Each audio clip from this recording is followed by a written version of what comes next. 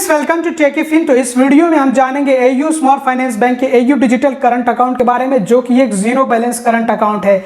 ये बिल्कुल सुनने में शॉकिंग सा लग सकता है, क्योंकि आज के टाइम में जहां हमें एक जीरो बैलेंस सेविंग्स अकाउंट ढूंढने में इतनी ज़्यादा परेशानी होती है, क्योंकि अब जीरो बैलेंस सेविंग्स अकाउंट मिलना भी बहुत ज़्यादा मुश्किल है। कुछ बचे कुछ बैंक ही हैं जो हमें जीरो बैलेंस सेविंग्स अकाउंट की फैसिलिटी देते हैं। नहीं तो पहले जो बैंक्स आए थे जीरो बैलेंस सेविंग्स अकाउंट लेकर के, अब उनके जो अकाउंट्स हैं वो मिनिमम बैलेंस मेंटेनेंस वाले अकाउंट बन चुके हैं, जो पहले जीरो बैलेंस वाले अकाउंट थे। तो इसलिए अब zero balance digital current account के बारे में अचानक से सुनना हमारे लिए थोड़ा अनबिलीवेबल सा, शॉकिंग सा हो सकता है। बट जी हाँ, ये एक जीरो बैलेंस करंट अकाउंट है। तो इसलिए अगर आपको मौका मिले, अगर आप एक अच्छा जीरो बैलेंस करंट अकाउंट ढूंढ रहे हैं, मतलब एक अच्छा करंट अकाउंट की तलाश में हैं आप, तो ये मौका आपके लिए अभी बहुत अच्छा है। क्योंकि पता नहीं कब ये जो है मिनिमम बैलेंस मेंटेनेंस वाला अकाउंट बन जाए, इसकी हमें कोई भी खबर नहीं आगे चल करके क्या होने वाला है। तो क्या आपको मिलेंगे फीचर्स और benefits AU small finance bank के एयू डिजिटल करंट अकाउंट में, ये इस वीडियो में हम जानेंगे। और इसके चार्जेस वगैरह क्या होंगे और बाकी एलिजिबिलिटी क्राइटेरिया और कैसे अकाउंट ओपन करना है, इन सब के बारे में हम जानेंगे। तो आइए वीडियो के टॉपिक की तरफ बढ़ते हैं। सबसे पहले हम शुरुआत करेंगे इस अकाउंट के हाईलाइटिंग फीचर्स के बारे में। तो इस अकाउंट में आपको सबसे पहले तो मिनिमम बैलेंस मेंटेन करने की ज़रूरत नहीं पड़ेगी। जो मंथली एवरेज बैलेंस है, या फिर एवरेज मंथली बैलेंस कह लीजिए, या फिर मिनिमम बैलेंस कह लीजिए, वो ज़ीरो है, निल है। तो ये बात आप पहले क्लियर कर लीजिए कि इसमें आपको मिनिमम बैलेंस मेंटेन करने की ज़रूरत नहीं है। लेकिन हाँ, आप मेंटेन करेंगे एक सर्टेन अमाउंट तो आपको बेनिफिट्स मिलेंगे, जिसके बारे में हम आगे चल करके चर्चा करने वाले हैं। इसके अलावा आपको इस अकाउंट के साथ में free visa business debit card मिलता है। मतलब एक बिजनेस लेवल का डेबिट कार्ड, या फिर जिसको आप कह सकते हैं कि बिजनेस पर्पस के लिए, जो कि आप पर्सनल यूज़ के लिए भी इस्तेमाल कर सकते हैं। ऐसा नहीं है कि बिजनेस डेबिट कार्ड है तो वो सिर्फ बिजनेस ट्रांजेक्शन्स के लिए इस्तेमाल किया जा सकेगा।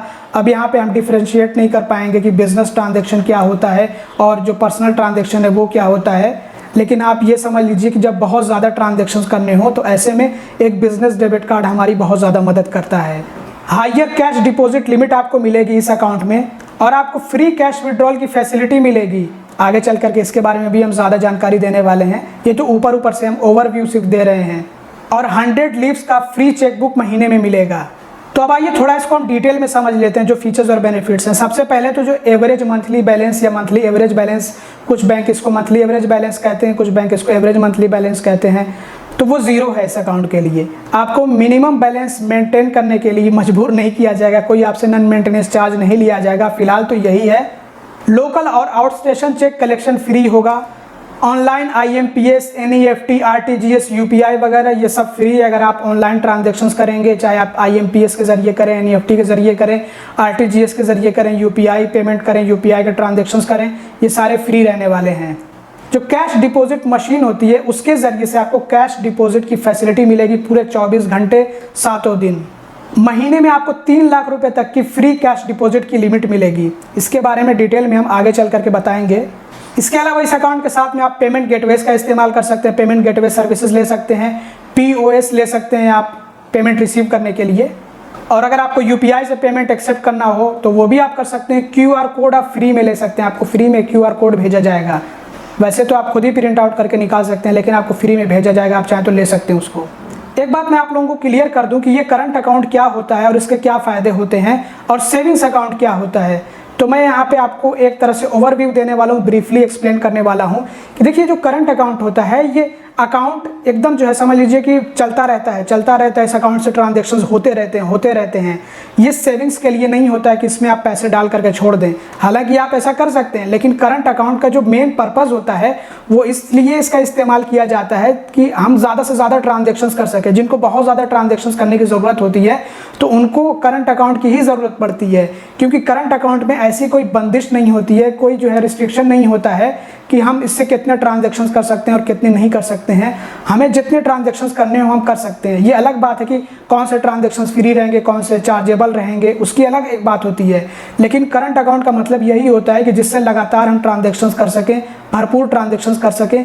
ये खास करके बिजनेसेस वगैरह के लिए इस्तेमाल किया जाता है। अगर आपका कोई खुद का बिजनेस हो, या आप एक वेंडर हैं, एक सप्लायर हैं, आप कुछ भी करते हैं जिसमें कि आपको बहुत ज़्यादा ट्रांजेक्शन्स करने की ज़रूरत पड़ती है, तो ऐसे में वहाँ पे करंट अकाउंट ही आपका साथ देगा। क्योंकि एक सेविंग्स अकाउंट से आप अगर डेली के मान लीजिए 100 ट्रांजेक्शन करने लग जाएं तो ऐसे में वो आपका अकाउंट फ्रीज किया जा सकता है बैंक के जरिए, क्योंकि सेविंग्स अकाउंट इसके लिए बनाया नहीं गया होता है कि उससे आप धड़ाधड़ एकदम धड़ल्ले से ट्रांजेक्शन पे ट्रांजेक्शन किए जा सके।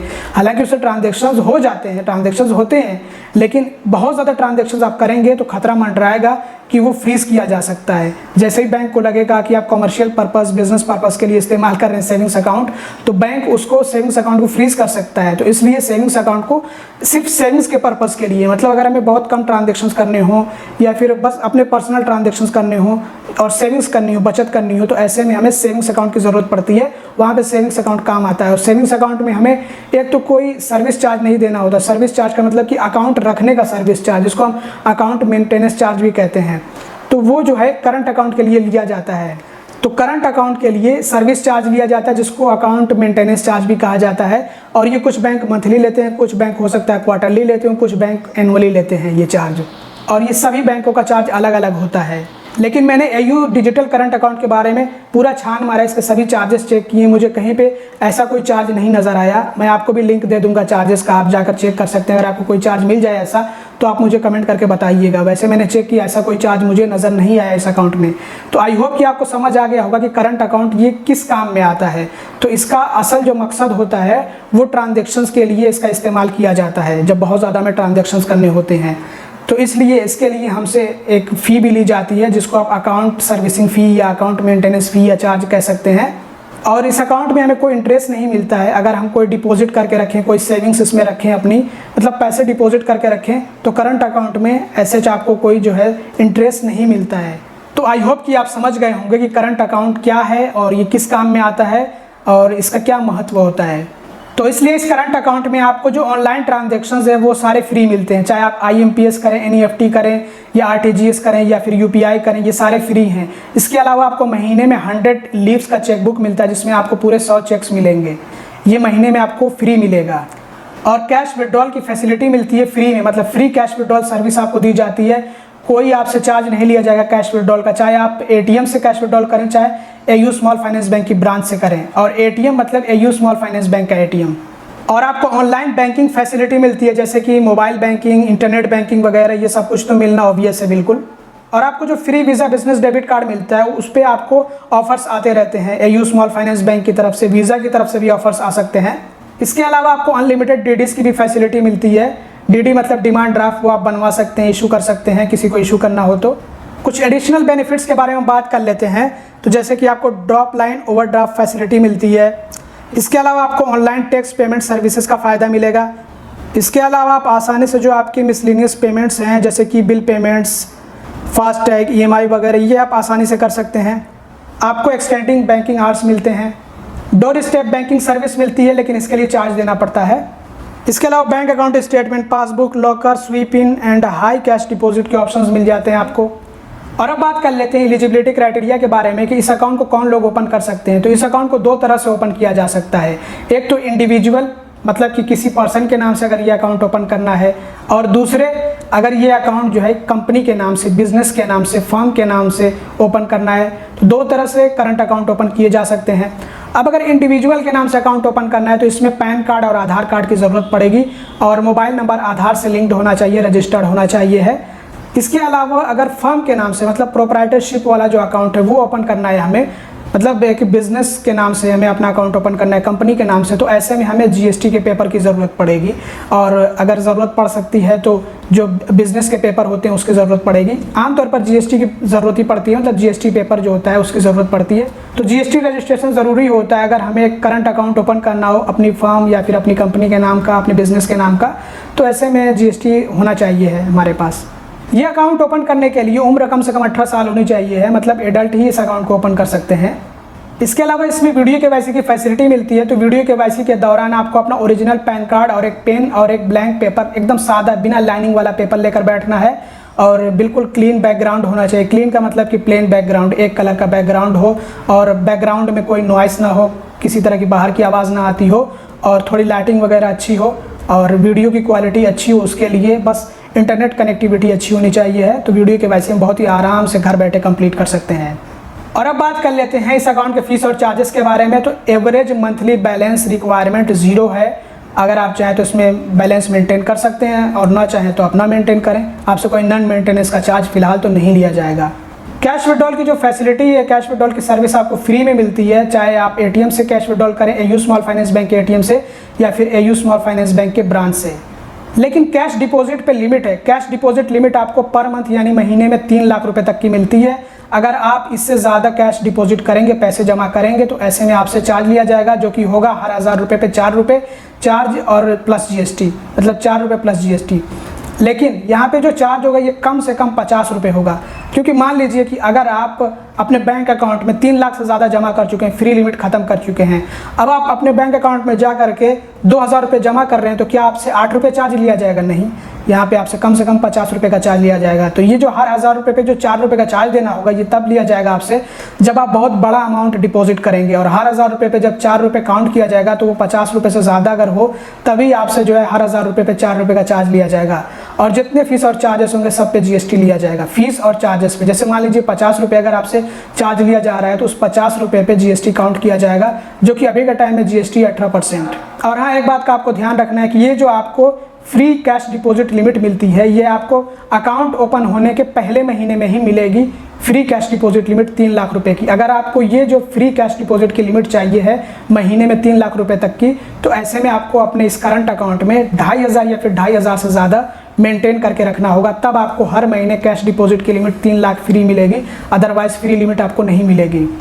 लो domination notes and coins deposits charge. अगर आप इस अकाउंट में छोटे नोट जमा करते हैं या फिर सिक्के जमा करते हैं तो ऐसे में आपसे चार्ज लिया जाएगा। अगर 10 के नोट 1000 रुपये तक आप जमा करते हैं तो आपसे कोई चार्ज नहीं लिया जाएगा। लेकिन अगर आप 10 के नोट 1000 रुपये से ज़्यादा तक जमा करते हैं तो ऐसे में आपसे चार्ज लिया जाएगा 0.5%, मतलब आधे % चार्ज लिया जाएगा, और ये चार्ज होगा कम से कम 50 रुपये। और कॉइन्स के बारे में बात करें तो अगर आप 100 रुपये तक के कॉइन्स जमा करते हैं तो ऐसे में आपसे कोई चार्ज नहीं लिया जाएगा। लेकिन अगर आप 100 रुपये से ज़्यादा के कॉइन्स जमा करते हैं तो जो भी आप कॉइन्स जमा करेंगे 100 रुपये से ज़्यादा, तो आपको चार्ज देना होगा उस पर 5%। तो बेहतर है कि आप छोटे जो नोट्स हैं या फिर जो सिक्के हैं उनको जमा ना करें। अब देखिए, ये एक ज़ीरो बैलेंस करंट अकाउंट है, तो बैंक कहीं ना कहीं से तो इसमें कुछ कमाई करने की कोशिश करेगा। ये आपको पहले ही बता दिया गया कि आप online IMPS, NEFT, RTGS, UPI वगैरह करते हैं तो आपसे कोई भी चार्ज नहीं लिया जाएगा। लेकिन अब बात करते हैं कि अगर हम इसको ऑफलाइन करें, UPI तो ऑफलाइन खैर नहीं होता है, अगर हम NEFT या IMPS, RTGS ये ऑफलाइन करें तो इसके लिए क्या चार्ज देना होगा। तो अगर हम NEFT ऑफलाइन करते हैं ब्रांच से तो ऐसे में हमको चार्ज देना होगा। तो 1 लाख रुपए तक के NEFT के ट्रांजेक्शन पर ट्रांजेक्शन चार्ज होगा 2 रुपये, और अगर 1 लाख रुपए से ऊपर का NEFT ट्रांजेक्शन है तो ऐसे में हमें चार्ज देना होगा 10 रुपये। और ये तो मैंने आप लोगों को बता ही दिया है कि सभी फीस और चार्जेस पे GST लिया जाता है। और IMPS और RTGS करेंगे तो पर ट्रांजेक्शन चार्ज होगा 10 रुपये, ब्रांच से करने पे, ऑनलाइन करने पे कोई चार्ज नहीं है।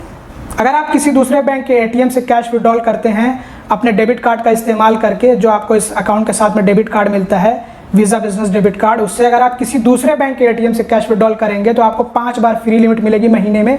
5 बार या फ्री में महीने में कैश निकाल सकते हैं, मतलब फाइनेंशियल ट्रांजैक्शन कर सकते हैं। उसके बाद अगर आप किसी दूसरे बैंक के ATM से कैश निकालेंगे, फाइनेंशियल ट्रांजैक्शन करेंगे, तो आपको पर ट्रांजैक्शन चार्ज देना होगा 20 रुपये। और अगर आप नॉन फाइनेंशियल ट्रांजैक्शन करते हैं किसी दूसरे बैंक के ATM से फ्री लिमिट क्रॉस करने के बाद, तो ऐसे में आपको 8 रुपये चार्ज देना होगा।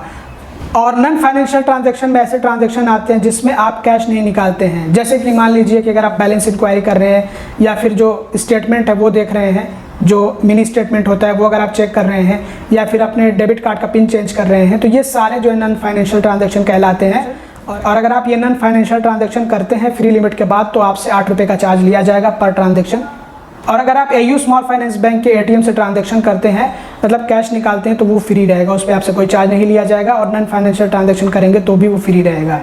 ATM ट्रांजैक्शन अगर डिक्लाइंड हो जाता है इनसफिशिएंट बैलेंस के चलते, तो ऐसे में अगर आप किसी दूसरे बैंक के ATM से ये ट्रांजैक्शन कर रहे होंगे तो आपको 25 रुपये का चार्ज लग जाएगा। लेकिन अगर आप एयू स्मॉल फाइनेंस बैंक का ATM इस्तेमाल कर रहे होंगे तो आपसे चार्ज नहीं लिया जाएगा। तो इसका क्या मतलब होता है कि कभी कभी को हम अपने बैंक अकाउंट से अपने डेबिट कार्ड का इस्तेमाल करके ATM से कैश निकालते हैं, और इतना कैश निकालते हैं जितना हमारे बैंक अकाउंट में मौजूद नहीं होता, या फिर हमें पता नहीं होता है कि इतना बैलेंस है भी या फिर नहीं। और जैसे ही हम निकालते हैं, कैश विड्रॉल करने की कोशिश करते हैं, तो पता लगता है कि उतना बैलेंस ही नहीं है। तो अगर बैलेंस कम होने के चलते जो ट्रांजेक्शन है वो फेल हो जाए और आप किसी AU स्मॉल फाइनेंस बैंक को छोड़ करके किसी दूसरे बैंक के ATM से कैश विड्रॉल कर रहे होंगे तो आपको 25 रुपये का चार्ज लग जाएगा। और अगर AU स्मॉल फाइनेंस बैंक का ATM होगा तो चार्ज नहीं लगेगा। और अगर आप इंटरनेशनल ATM कैश विड्रॉल करते हैं तो ऐसे में आपको पर ट्रांजेक्शन चार्ज या फिर पर कैश विड्रॉल चार्ज 100 रुपये देना होगा। और अगर आप जो है नॉन फाइनेंशियल ट्रांजेक्शन करते हैं, मतलब बैलेंस वगैरह चेक कर लें या फिर मिनी स्टेटमेंट चेक कर लें या फिर पिन चेंज कर लें अपने डेबिट कार्ड का, तो ऐसे में आपको 25 रुपये का चार्ज देना होगा। ATM पिन जनरेशन फ्री है। अगर आप अपने डेबिट कार्ड को रिप्लेस कराते हैं या फिर री इशू कराते हैं तो ऐसे में आपको चार्ज देना होगा 150 रुपये प्लस GST। जितने फीस और चार्जेस है सब पे GST लिया जाता है। AEPS मिनी स्टेटमेंट मतलब जो आधार इनेबल पेमेंट सिस्टम है उसके ज़रिए से मिनी स्टेटमेंट आप चेक करेंगे तो 5 तो फ्री है, उसके बाद आपको चार्ज देना होगा पर ट्रांजेक्शन का 3 रुपये। ये महीने की लिमिट मैं आपको बता रहा हूँ। SMS इंस्टा अलर्ट ये तो फ्री है, जो आपको ट्रांजेक्शन्स वगैरह के SMS आते हैं, OTPs वगैरह आते हैं वो तो फ्री है। लेकिन अगर आप इसकी सर्विस लेते हैं तो वो चार्जेबल होती है, वो अलग चीज़ होती है। उसमें आपको डे एंड बैलेंस जो है वो बताया जाता है, तो उसमें डेली आपको SMS आता है कि आपके अकाउंट में कितना बैलेंस है या फिर आपके अकाउंट में बैलेंस कम हो गया है, मेंटेन करिए। तो इस तरह का जो SMS होता है उसके लिए आपको चार्ज देना पड़ सकता है। अगर आप इसकी सर्विस लेंगे तब नहीं लेंगे तो जो OTPs वगैरह आते हैं या फिर जो आपके अकाउंट में ट्रांजेक्शन्स होते हैं उनके आपको जो SMS वगैरह मिलते रहते हैं, वो RBI की तरफ से आपको फ्री में मिलते हैं। मतलब RBI की ऐसी गाइडलाइन है कि बैंक को ये जो है अलर्ट फ्री में देना है। आई होप कि आप समझ गए होंगे। और ये कुछ ऐसी सर्विसेज हैं जो आपको बिल्कुल फ्री में मिलती हैं। और जैसा कि आप लोगों को शुरू में ही जानकारी दे दी गई थी कि 100 लीव्स यानी कि 100 चेक्स वाला आपको चेकबुक हर महीने फ्री मिलता है। लेकिन अगर ये भी आपको कम पड़े और महीने में आप मंगा लें, आपने 100 चेक वाला एक चेकबुक ले लिया है जिसमें आपको 100 लीव्स मिले चेक के और आपने वो ख़त्म कर दिया, आप दोबारा से आप महीने में चेकबुक ऑर्डर कर रहे हैं तो ऐसे में आपको चार्ज देना होगा चेकबुक का और पर लीव 2 रुपये चार्ज आपसे लिया जाएगा। अगर आप अपने चेक का पेमेंट स्टॉप करेंगे तो ये सर्विस आपको फ्री मिलती है, इसके लिए कोई चार्ज आपसे नहीं लिया जाएगा। लेकिन आपको ये सर्विस तभी फ्री मिलेगी जब आप ऑनलाइन करेंगे, जैसे कि आप मोबाइल बैंकिंग से कर लें या फिर इंटरनेट बैंकिंग से कर लें तो ये फ्री है। लेकिन अगर आप ब्रांच जा करके अपने चेक का पेमेंट स्टॉप करवाएंगे तो उसके लिए 50 रुपये का चार्ज देना होगा। तो बेहतर है कि आप इंटरनेट बैंकिंग, मोबाइल बैंकिंग वगैरह एक्टिवेट करके, रजिस्टर करके और खुद से सारे काम अपने बैंकिंग के करें, ब्रांच कम से कम विजिट करें। अगर आपने चेक इशू किया है और वो चेक आपका रिटर्न होता है तो ऐसे में आपको फटका लगेगा, 500 रुपये का मतलब चार्ज देना होगा। या फिर अगर आपका ऑटो डेबिट, जिसको हम ऑटो पेमेंट भी कहते हैं, वो रिटर्न होता है, फेल होता है तो भी आपको 500 रुपये का चार्ज देना होगा। फॉर एग्जांपल जैसे कि जिसको हम ECS बोलते हैं, NACH बोलते हैं, ये सब या स्टैंडिंग इंस्ट्रक्शन, ये अगर फेल हो जाए, पेमेंट इनसे ना हो पाए इनसफिशिएंट बैलेंस के चलते, तो आपको चार्ज देना होगा 500 रुपये। और अगर आपने खुद अपने बैंक अकाउंट में डिपॉजिट किया हो चेक, किसी और ने इशू किया आपको चेक और वो आपने डिपॉजिट किया और वो अगर चेक रिटर्न हो जाए, बाउंस हो जाए, तो ऐसे में आपको 100 रुपये का चार्ज देना होगा। DD को आप कैंसिल या फिर रीवैलिडेट कराते हैं तो उसका भी चार्ज 100 रुपये है। तो ये थे इस अकाउंट के कुछ खास फीस और चार्जेस जो मैंने आप लोगों को बता दिए हैं। अगर आपको और ज़्यादा डिटेल्स में जानना हो तो मैं आपको लिंक दे दूंगा, आप वहाँ से जा करके चेक कर सकते हैं चार्जेस, क्योंकि ये वीडियो बहुत ज़्यादा लंबा मैं नहीं बनाना चाहता हूँ। जो ज़रूरी फीस और चार्जेस थे वो मैंने कवर कर दिए इस वीडियो में। तो ये था AU स्मॉल फाइनेंस बैंक का AU डिजिटल करंट अकाउंट, जो कि मेरे ओपिनियन में तो एक अच्छा करंट अकाउंट है, क्योंकि इसमें हमें कोई मिनिमम बैलेंस मेंटेन ही नहीं करना है। भले ही इसके चार्जेस थोड़े से ज़्यादा हो तो क्या हुआ, लेकिन कम से कम हमें छुटकारा तो मिलेगा एक मिनिमम बैलेंस मेंटेनेंस से। और दूसरे ये कि अकाउंट सर्विसिंग फ़ी या अकाउंट मेंटेनेंस फ़ी या चार्ज, उससे भी यहाँ पे हमें छुटकारा मिल रहा है। तो मेरी नज़र में तो ये अकाउंट अच्छा है। आपका क्या ओपिनियन है इस अकाउंट को लेकर के कमेंट सेक्शन में ज़रूर बताइएगा। अगर आपको ये वीडियो पसंद आया हो तो ज़रूर से लाइक कर दीजिएगा। चैनल को अब तक सब्सक्राइब ना किया तो सब्सक्राइब भी कर दीजिएगा और इस वीडियो को ज़्यादा से ज़्यादा शेयर करिएगा। Thanks for watching, bye bye. और हाँ, ये अकाउंट कैसे ओपन करना होता है, तो इस अकाउंट को हम AU स्मॉल फाइनेंस बैंक की वेबसाइट से ओपन कर सकते हैं। हम प्रोडक्ट्स में जाएंगे, अकाउंट्स में जाएंगे, करंट अकाउंट में आएंगे, हमें ये अकाउंट देखने को मिलेगा और अप्लाई नाउ का ऑप्शन मिलेगा, ओपन नाउ का ऑप्शन मिलेगा। तो इसको हम ओपन कर सकते हैं। इस पर क्लिक करके हम अपनी सारी डिटेल्स फिल करेंगे तो ये अकाउंट हम इस तरह से ओपन कर सकते हैं। अगर हमारे एरिया में AU small finance bank serviceable होगा, तब हमारे एरिया में, हमारे नज़दीकी इसकी कोई ब्रांच होगी, तभी हम ये अकाउंट ओपन कर सकते हैं, ये याद रखिएगा। और हमने ये अकाउंट ओपन करने का जो लिंक है वो आपको डिस्क्रिप्शन में और पिन कमेंट में दे दिया है। अगर आप उस लिंक के ज़रिए से ये अकाउंट ओपन करते हैं तो हम आपकी पूरी मदद करेंगे अकाउंट ओपन कराने में। आपको कोई भी प्रॉब्लम आएगी आप डायरेक्टली हमसे कॉन्टैक्ट करेंगे, हम आपकी पूरी मदद करेंगे इस अकाउंट को ओपन कराने में। तो इस अकाउंट को बहुत ही आराम से, बहुत ही आसानी से ऑनलाइन ओपन किया जा सकता है, कोई भी दिक्कत नहीं आने वाली है। बस AU स्मॉल फाइनेंस बैंक अपनी सर्विसेज आपके एरिया में देता हो, आपके एरिया में AU स्मॉल फाइनेंस बैंक का ब्रांच मौजूद हो, तो आप ये अकाउंट ओपन कर ले जाएंगे।